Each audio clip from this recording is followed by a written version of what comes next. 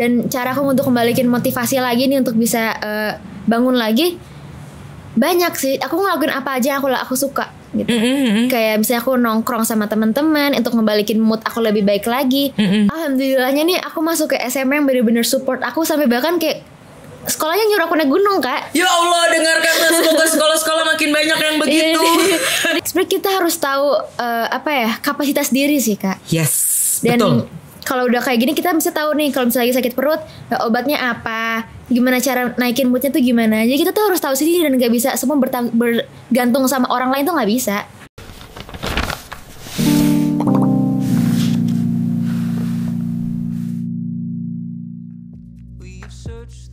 Tentunya terima kasih dong buat teman-teman Eggerian yang masih stay tune terus di Egger Pods barengan sama gue Abex dan Kansa. Oke, Kansa lanjut aja. Yes. Kemarin kan kamu baru dari Elbrus. Ini pertanyaan paling klise sih sebenarnya. Persiapan Kansa sendiri nih untuk pendakian gunung yang full bersalju. Kalau sebelumnya kan udah ke Kilimanjaro kan. Cuma itu nggak full ya. Nggak ada saljunya sama sekali. Pas kamu kesana pas nggak dapet salju gak ya. Dapet salju. Ini jadi emang experience pertama aku sama salju gitu. Jadi I see. excited. Oke. Nah, gimana persiapannya nih untuk menuju ke Gunung Elbrus tersebut? Ya, jadi persiapan ke Elbrus ini membutuhkan waktu yang lama banget dan nggak mudah juga. Jadi udah gini sih, aku mulai dari pertanyaan kenapa Elbrus dulu kali ya. Jadi kenapa Elbrus? Dari itu di tahun 2021 setelah kan ada pandemi kan, itu tengah-tengah pandemi. Waktu itu 2017 sudah ke Akartens, 2019 ke Kilimanjaro, 2021 tuh sebenarnya plannya tuh ke Elbrus. Cuman karena ada pandemi tertunda dulu. Cuman aku nggak nyerah gitu aja, Kak. Jadi aku ngeliat ada opportunity yang bagus di tahun 2022 untuk bisa mengibarkan bendera merah putih sekaligus bertepatan dengan kemerdekaan Indonesia yang ke-77 tahun. 70, oke. Nah, jadi dari 2021 akhir tuh aku udah kayak nanamin Elbrus sebagai goals utama aku nih di 2022. Why Elbrus? Why Elbrus? Karena aku harus melanjutkan program The Seven Summit World gitu. I see. Ya, dan emang itu untuk menyelesaikan itu udah jadi impian nomor satu lah intinya. Kayak aku pengen banget nyelesain 7 gunungnya itu semua. So you will be in Everest. Amin. Oke. Terus gimana persiapannya? Ya, kalau persiapannya sih aku bilang untuk Elbrus sendiri sekitar 7 bulan. Dari awal tahun 2021 aku naik waktu itu posisinya baru 57 gunung yang aku daki di akhir 2021. Di awal tahun itu aku naik buka dengan pendakian The Seven Longs of Indonesian Mountain. Aku naik gunung ke-6 dari program 7 gunung dengan trek terpanjang di Indonesia. Aku naik gunung Kabentonu di Sulawesi Selatan, dan itu membutuhkan waktu 12 hari pendakian di dalam hutan. Dan emang bener-bener lama banget, dan effortnya juga yang keluar itu besar banget lah gitu. Kita juga ngelewatin 2 puncak untuk menuju ke Kabentonu itu. Kita ngelewatin puncak Tolangi dan puncak Baliase. Jadi total tuh 12 hari dapat 3 puncak gunung. Wow. Ya, lalu setelah ngelakuin The Seven Longs itu, aku melakukan pendakian namanya pendakian maraton 10 gunung selama 5 hari di Jawa Tengah sampai Jawa Timur. Ini Kansa nih naik gunung udah kayak apa ya? 10 gunung dengan hari. Waktu 5 hari. Ya, tektokan ya. Jadi kayak sehari dapat 3, dapat 2 gitu. Oke, kamu tuh kayak main lotre sehari dapat. Enak ini, tapi tentunya persiapannya nggak semudah itu dong. Betul. Terus setelah dari situ aku ngelakuin pendakian juga, pendakian safari 5 puncak Sumatera. Jadi mulai dari Sumatera Selatan, Sumatera Utara, banyak banget ya, dari Gunung Dempo, Gunung Merapi, Gunung Singgalang, Sibayak dan Sibuatan. Semuanya aku lakuin secara tektok semua sebagai latihan sebagai bagian dari latihan Elbrus ini. Karena latihan fisik itu sangat dibutuhkan. Ya, dan aku memiliki prinsip bahwa naik gunung adalah latihannya dengan naik gunung juga, Kak. Harus. Iya kan? Yes. Jadi emang kayak aku mau naik gunung ini, latihannya naik gunung juga. Dan setelah dari itu kan total berarti udah 10 tambah 5 tambah 3 18. Itu udah 75 gunung. Tambah 1 lagi itu di Gunung Sanggabuana. Itu latihan waktu itu sekitar H-8 sebelum kita berangkat ke Elbrus. Kita latihan penyesuaian alat di sana. Aku latihan menggunakan double boots, pakai krampon. Dan setelah itu Sanggabuana menjadi gunung 76. Jadi total tuh ada 19 gunung untuk mengejar dari 57 ke 76 ini. Dan Sepanjang di tahun 2022. Oke, terus kemudian selain latihan ini kan gunung full bersalju, tentunya ada persiapan lain dong yang Kansa harus lakukan. Apalagi tadi aku sempat dengar ada coach training juga. Betul ya. Jadi Elbrus ini kan emang jadi experience pertama aku naik gunung yang full salju. Jadi bisa dibayangin betapa antusiasnya aku, tapi rada nervous juga sebenarnya. Dan akhirnya aku konsul ke teman-teman yang udah pernah kesana, ke Om Kueceng, kita cerita-cerita banyak, kita pengenalan alat-alat juga. Aku latihan juga selama 2 bulan, 3 bulan sebelum Elbrus tuh aku latihan fisik dengan coach trainer. Kita latihan di Senayan, jadi di latihan fisik itu banyak banget metode latihan yang diterapkan, kayak misalnya hari ini kita latihan pernafasan, besoknya latihan animal flow dan lain-lainnya. Jadi emang waktu itu lumayan padat banget seperharinya ya. Dan setelah itu latihan pengenalan alat juga, kayak pengenalan double boots, pengenalan Ice X yang aku latihan juga di Gunung Slamet. Aku latihan di Gunung Gede juga, aku latihan berjalan non-stop. Jadi dari Cibodas awal sampai ke puncak tuh gak berhenti. Kita latihan konstan jalan terus. Turunnya juga kayak gitu, kita harus stabil, pernafasan dan lain-lain. Jadi memang banyak banget hal-hal yang aku persiapkan juga. Dan emang Gunung Elbrus ini tuh serunya menjadi gunung pertama yang hampir 90% tuh aku semua manage sendiri. Wow. Jadi kayak mulai dari pengajuan proposal, visa, pemesanan tiket-tiket, abis itu pengkoordinasi dengan operator yang di sana. I'll do it by myself gitu. Wah, jadi ini benar-benar perjalanan tuh bikin kamu mandiri, bikin kamu lebih dewasa, bikin kamu tahu how to manage ABCD segala macam. Tapi dari semua tadi yang kamu sebutin, paling susah belajar pakai apa? Alat apa yang kamu paling struggle banget? Paling struggle krampon sih Kak. Jadi memang penggunaan krampon itu sangat-sangat harus hati-hati banget. Karena kayak naiknya itu, kalau tuh kakak pernah pakai krampon waktu di Himalaya kan? Kalau turun kan nggak boleh deketan kan ya, harus jauh-jauh. Kalau deketan bisa nyangkut dan guling-guling. Karena ada aksiden juga waktu itu teman aku, waktu kita lagi di Elbrus, aklimatisasi hari terakhir, kramponnya kena gitu loh, sedang kena lagi turun. Ada jatuh terguling-guling, jauh turunnya ke jatuhnya. Darah-darah posisinya itu udah. Paniknya tuh dapat banget kan. Kita karena besoknya tuh break dan lusa tuh summit.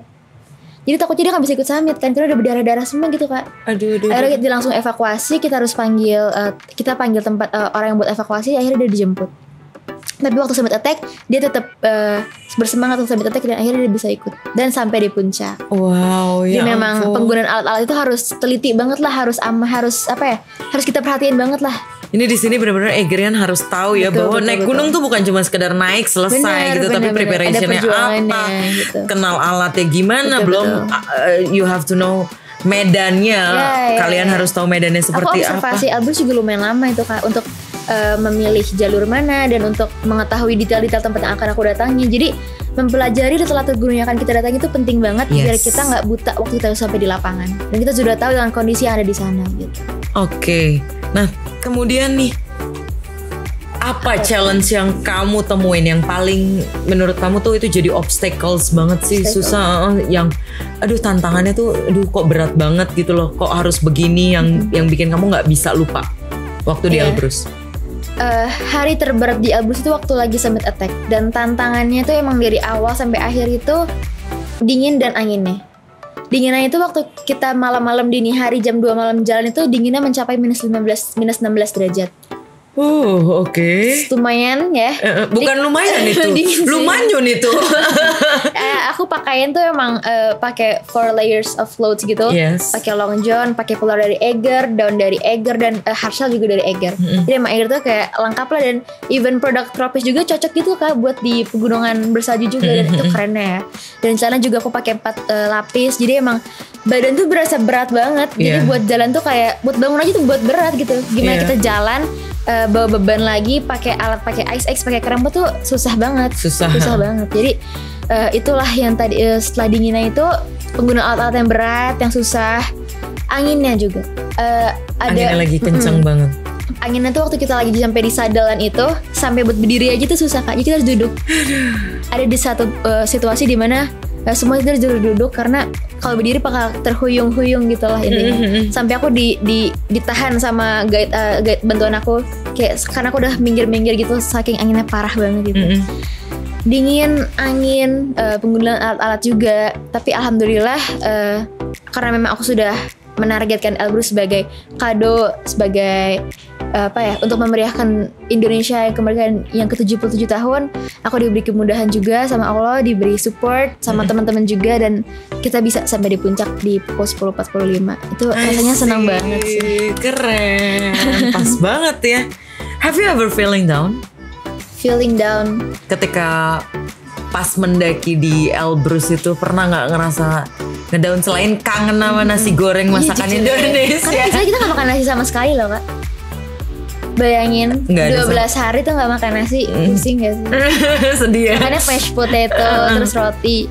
Ya kalau ngerasa down gitu pasti ada sih rasa-rasa kayak capek. Cuman kayak aku balik lagi, aku kayak ngebalikin motivasi itu lagi dengan kayak banyak orang yang udah mau support aku, banyak banget effort yang aku keluarin, dan emang Elbrus udah menjadi impian aku dari lama. Jadi aku harus bisa untuk impian aku yang ini harus bisa aku lewatin. Gitu. Jadi kamu udah taruh tuh ya udah di kepala, di mindset aku, di depan mata aku lah intinya. Setiap ngedown selalu ingat this is one of my dreams, so I have to achieve it. Segala macam. Oke. Karena memang kamu udah dilatih untuk bertanggung jawab setiap mengambil keputusan, termasuk pemilihan gunung. Jadi susahnya gimana pun Elbrus itu resiko aku harus aku tanggung semua. Ada nangis nggak kemarin? Selain waktu di puncak? Nangisnya beneran di puncak aja sih. Dan itu nangisnya histeris Kak, jujur. Jadi aku baru nyampe di puncak tuh setelah kayak angin yang susah dan emang ada cerita dramatis. Mau aku ceritain gak? Boleh. Oh iya boleh. Jadi itu 300 meter sebelum sampai di puncak, posisi aku di depan, ayah tuh 10 meter di belakang aku. Bendera merah putih itu ada di ayah. Dan waktu itu karena angin terlalu kencang, benderanya lepas dari tangan ayah dan terbang cilang tak mana. Itu bingungnya ada banget karena misi kita kesana kan pengibaran bendera merah putih Kak. Iya. Bingung gak sih? Iya. Dan alhamdulillahnya aku bawa bendera cadangan. Oke. Nah kita pasang bendera cadangan tuh, ayah minggir dulu dari jalur, dibantu sama teman-teman, ayah buka sarung tangan, sampai sekarang jari-jarinya lumayan beku, masih kerasa dinginnya.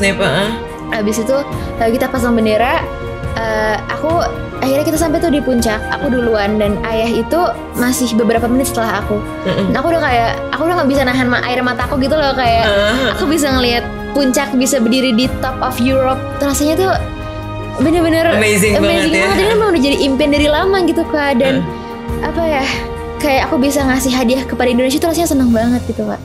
Aku nyampe sana aku langsung pelukan sama guide, sama teman-teman semua, dan aku nungguin ayah juga. Jadi aku sampai ayah kalau langsung kayak, ayah aku mau peluk. Dan abis pelukan sama kita, aku denger videonya. Kita sharing kebahagiaan, aku langsung nangis. Aku sih juga pasti bakalan pecah banget itu tangisan dan nyari ayah, nggak tahu mau mesti kayak gimana nungguin ayahnya buat selebrasi keberhasilan. How do you feel when you are on the top of Europe? Itu apa yang pertama kali ada di otak kamu? Yang pastinya aku bersyukur banget sih Kak, karena diberi kemudahan untuk bisa sampai di sini. Karena memang gunung kan juga memilih siapa-siapa yang bisa sampai di sana ya kan. Betul. Dan alhamdulillah diberi kemudahan sama Allah.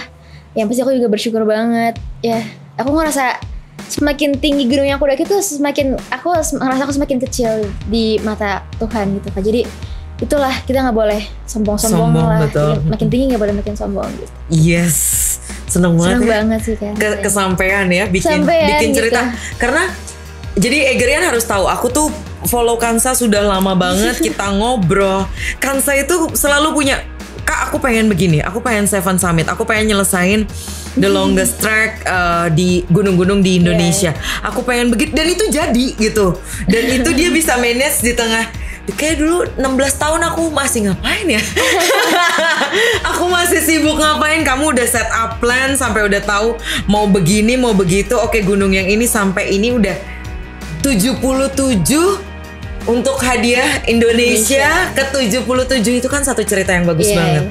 Makanya kamu begitu mengambil responsibility tersebut dan harus menyelesaikan. Aku harus menyelesaikan apa yang telah aku mulai. Itulah prinsip aku. Mantap. Aduh, bahaya nih, bahaya. Anyway, Kansa, layaknya mendaki gunung nih Kansa. Nggak semuanya berjalan mulus dong. Tadi kan lebih ke minor problem yang memang diri kita harus bisa adaptasi. Betul. Nah, kalau kamu sendiri nemuin nggak di sana pada saat proses pendakian? Karena kan ini Eggerian harus tahu bahwa proses pendakian Elbrus itu nggak langsung ujuk-ujuk naik gunung kayak gunung di Indonesia. Betul. Ada nyampe, aklimatisasi, kemudian harus adaptasi sama puncak, terus beradaptasi dengan orang-orang sekitar, dengan medan setempat juga, dengan makanan yang belum tentu cocok sama perut kita ya, Sista. Gitu, boleh nggak diceritain, ada nggak masalah tersendiri yang Kansa hadapin?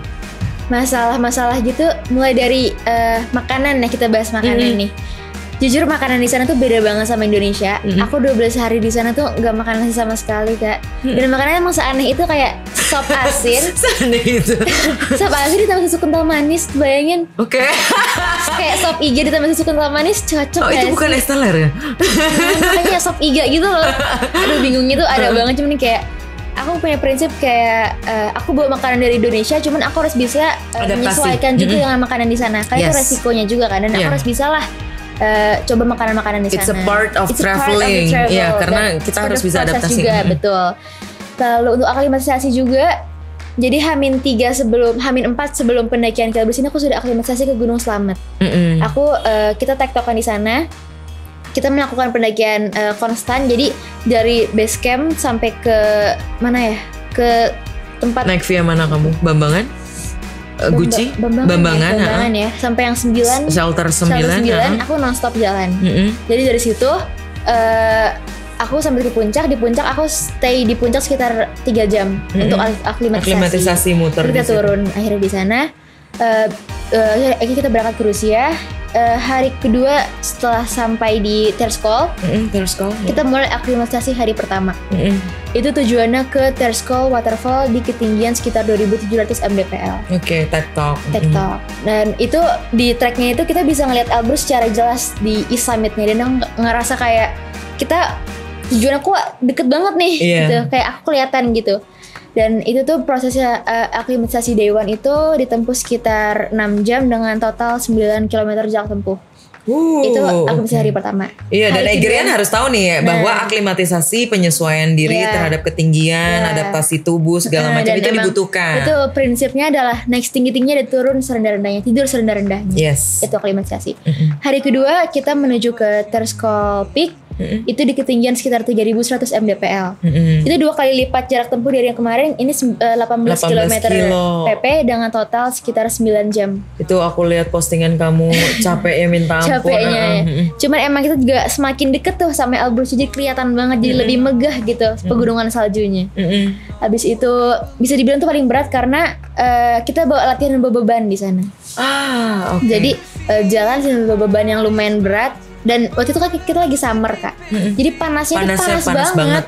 Bener-bener apa ya, matahari itu mantul banget lah intinya. Jadi kayak very hard for me. Habis itu hari ketiga kita aklimatisasi ke Gunung Ceget, Mount Ceget. Itu di ketinggian sekitar 3.400 mdpl. Itu juga lumayan berat karena semakin tinggi suhu semakin dingin ya pastinya. Aku juga lumayan kaget juga sama dingin di sana karena even 3.400 itu udah dingin banget, nusuk gitu. Setelah dari aklimatisasi hari ketiga, aku mulai jalan ke base camp Elbrus. Kita naik pakai cable car dari ketinggian 2.300 ke ketinggian 3.700. Kita stay di sana, di hut di sana, langsung depan-depanan sama Gunung Elbrus. Jadi view-nya bagus banget. Dan di situ tuh sudah salju, Kak. Jadi itu pertama kalinya aku injekin kaki di salju. Kebayang gak sih rasanya seneng banget, kayak dulu anak kecil yang mimpiin bisa megang salju gitu.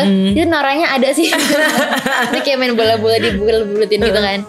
Habis itu keesokan harinya tuh kita aklimatisasi hari terakhir. Itu ke Pastokhova Rocks.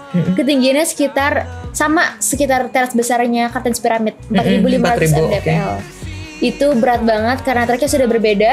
Karena dari kemarin kan treknya tanah, batu. Sekarang treknya sudah full salju. Berarti kamu udah pakai double boots, udah pakai krampon, udah latihan rescue juga pakai ice axe. Kita latihan berguling-guling gitu di situ kan kalau in case jatuh.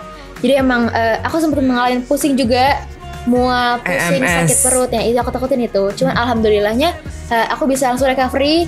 Aku minum obat, aku istirahat, aku minum air putih, minum teh manis. Jadi kayak aku tahu lah apa yang harus aku lakuin kalau udah kena kayak gitu. Dan akhirnya setelah aklimatisasi day 4 selesai, besoknya kita break.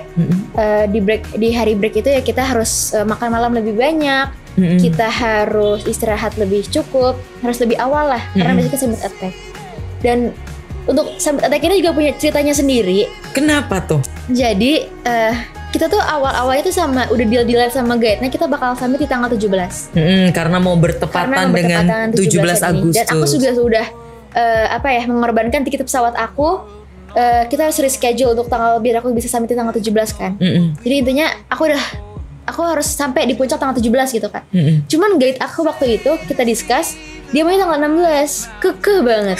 Kenapa ini jadi salah satu masalah nih? Iya. Dia bilang tanggal 17 itu bakalan buruk, anginnya bakalan kenceng, cuacanya bakal buruk. Dan dia kayak bilang kayak, saya orang sini, saya yang tahu situasi gunung ini lah. Cuman kita juga bilang kita pakai forecast weather yang ini. Dan kita ngeliatin tuh, dan emang di situ posisinya tanggal 17 itu lebih bagus dari tanggal 16. Oke. Dan sempet rada cekcok dan guide-nya sampai banting pintu malah Kak. Oke. Dan ayah atau akhirnya waktu itu bilang ke aku kayak, udah kan Sa, kalau kayak gini kita tetap harus jalan tanggal 17. Mau bagaimanapun kita harus jalan. Dan ayah bilang kita jalan aja berdua ke puncak. Aku harus ready, dan aku emang ready. Dan kayak udah kita jalan berdua ke puncak nggak apa-apa.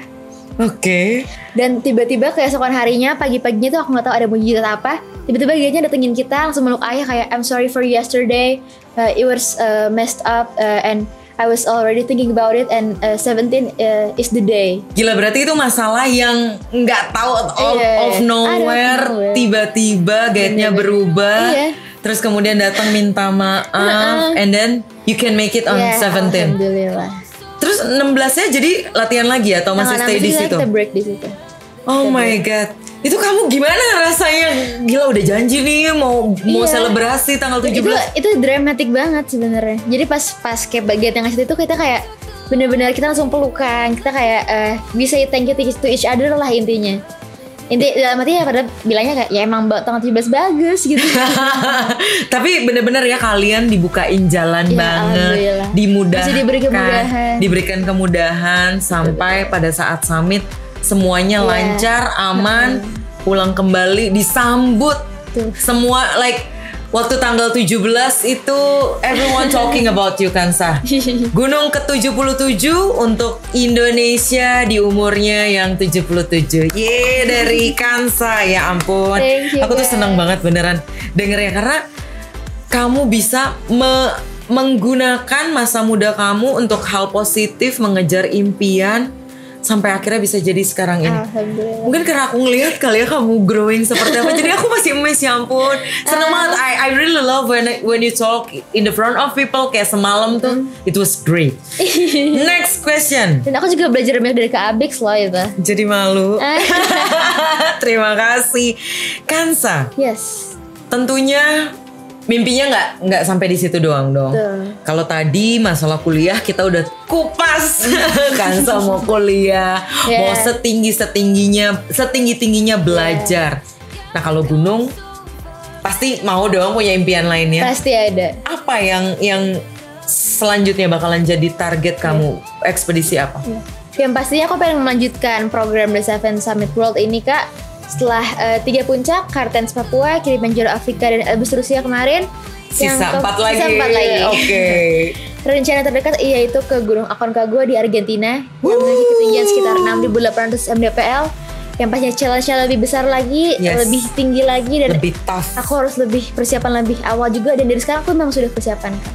Tanggalnya kita rahasiakan. Kita rahasiain dulu. Nanti kita bikin acara lagi. Ya ampun. Kenapa Aconcagua dulu? Kenapa Aconcagua? I take it step by step sih Kak. Step by step. Jadi kamu measure dari ketinggian dulu segala macam. Setelah aku konsul ke kayak Om Kuaceng, ke teman-teman isi yang lainnya juga, sama ngobrol sama teman-teman pelaki yang lain, emang dari Elbrus Kansa ke Aconcagua gitu. Dari Aconcagua kalau mau ke Everest bisa juga. Wah, akankah lanjut nih? Akankah? Doain ya. Yes, amin. Pokoknya semoga semuanya dilancarkan. Tetap sekolah nomor 1, nggak ninggalin hobi. Kalau dulu soalnya aku didoktrinnya berbeda. Apa? Sekolah tidak boleh mengganggu hobi. Kalau kali ini nggak boleh. Dan berarti dari Elbrus. Kalau Indonesia sendiri, ekspedisi apa yang lagi kamu mau selesaikan dan kamu mau achieve? Yang pastinya program aku yaitu The Seven Longest of Indonesian Mountains. Setelah 6 gunung, setelah Leusor di Aceh, Argopuro di Jawa, Gunung Gandang Lewati di Sulawesi, Sojol di Sulawesi, Gunung Patah di Bengkulu, dan Gunung Kabentonu di Sulawesi. Ada satu gunung juga aku targetnya antara di Kalimantan atau nggak di Papua. Kalimantan atau Papua. Dan itu dalam waktu dekat? Iya, dalam waktu dekat, kira-kira di tahun 2022 ini. Oke. Untuk melengkapi yang ketujuhnya. Wow, ya ampun Kansa, banyak sekali prestasi kamu beneran. Ini yang harus aku senangnya aku bisa mempelajari satu hal. Masih muda, masih bisa melakukan banyak hal. You can be whatever you want, tapi tetap bertanggung jawab dengan setiap keputusan yang diambil. What a good thoughts hari ini benar-benar. Setelah 77 gunung, akankah ada angka-angka berikutnya yang akan kamu capai? Sejujurnya ada, cuma masih harus aku rahasiain dulu. Harus dirahasiain ini biar Egerians penasaran. Kalau mau tahu follow aja. Ada surprise tiba-tiba aja gitu. Iya, kalau mau tahu lebih bisa follow Instagramnya Kansa, bisa tahu tuh perkembangannya apa lagi ya kira-kira. Karena bener-bener dari awal aku tuh banget 77 ini 7 pendakian, itu longest 7 longest, terus sekarang 77 Indonesia 77. Aku penasaran sama angka berikutnya. Ditunggu tanggal mainnya. Ditunggu tanggal mainnya. Baik, Kansa. Yes. One question. What is your biggest dream? Gunung, sebutin nama gunung. Biggest dream, of course Gunung Everest. Why? Because selain it's the highest mountain in the world, nggak tahu ya, kayak Everest di hati aku udah jadi goals yang semua pendaki juga jadi itu goals mereka, dan emang udah jadi dulu kayak film-film Everest, ada film di Himalayas The Everest, dan akhirnya kamu taruh, dan akhirnya aku taruh Everest di dalam otak aku, di dalam pikiran aku, dalam hati aku, kayak aku malah berharapnya sebelum aku lulus SMA aku bisa sampai di Everest gitu. Great. The first time I saw Everest in the front of me, how was it? Aku nangis. Biasanya kan hanya ngeliat jadi wallpaper komputer, terus hanya di sosial media dilihat aja, tiba-tiba ngeliat nangis. Oke, gunung ini jelek sekali. Nggak, tapi memang dia dibilang the ugly mountain di antara range yang lainnya. Senang banget hari ini udah ngobrol deep talk sama Kansa. Ngulik banyak hal yang Egerian nggak pernah tahu. Nah, buat penutup dong, Kansa boleh nggak kasih satu statement yang Kansa selalu pakai dan bisa sebarkan ke Egerians yang bisa jadi motivasi? Silahkan. Yang pastinya buat teman-teman Egerian di seluruh Indonesia, seluruh dunia, seluruh planet, bermimpilah setinggi-tingginya, apapun itu mimpinya. Kejar dengan niat, dengan tekad, dengan perjuangan, dan insya Allah mimpi apapun itu akan terwujud. Yang pastinya di tengah-tengah impian tuh pasti kita butuh banyak proses yang kita laluin, dan itu sudah menjadi resiko kita untuk kita bisa bertanggung jawab atas resiko-resiko yang kita terjadi. Yeay! Jadi apapun itu, dream it, yeay! Kansa Syala Alia, ya ampun, thank you so much. It's really pleasure. It's really a pleasure to talk to you, Kak. To talk a lot of things. Ya ampun, dari mulai Elbrus. Ini aku jadi kepikiran nih mau ke Elbrus ya. Aduh, Elbrus dulu atau mana dulu? Papandayan dulu aja cuma.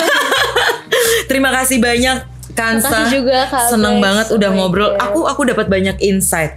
Ini buat Egerian semua. Tadi dengarkan pesan-pesannya dari Kansa. Mimpi pokoknya sebesar-besarnya. Yang penting yang tadi aku dapetin dari Kansa, tetap jadi orang punya mimpi tapi tetap harus bertanggung jawab. Sekolah tetap nomor 1. Apapun yang dijalanin untuk menggapai mimpinya, mau ada obstacle, tantangan, resiko harus dihadapi dan tahu bagaimana cara solve the problem. So thank you so much Kansa. Sekali lagi congratulations untuk achievement terbarunya Gunung ke-77. Good luck untuk semua mimpinya dan semoga selalu dalam kebaikan. Oke, thank you banget nih buat Eggerian yang sudah dengerin Egger Podcast episode bareng Kansa. Kita dapat banyak banget ilmu dan tentunya masih banyak lagi bintang tamu yang lainnya yang gak kalah kerennya, yang gak kalah serunya. Dan Eggerian, stay tune terus di Egger Pod. Sampai bertemu kembali. Bye bye. All eyes are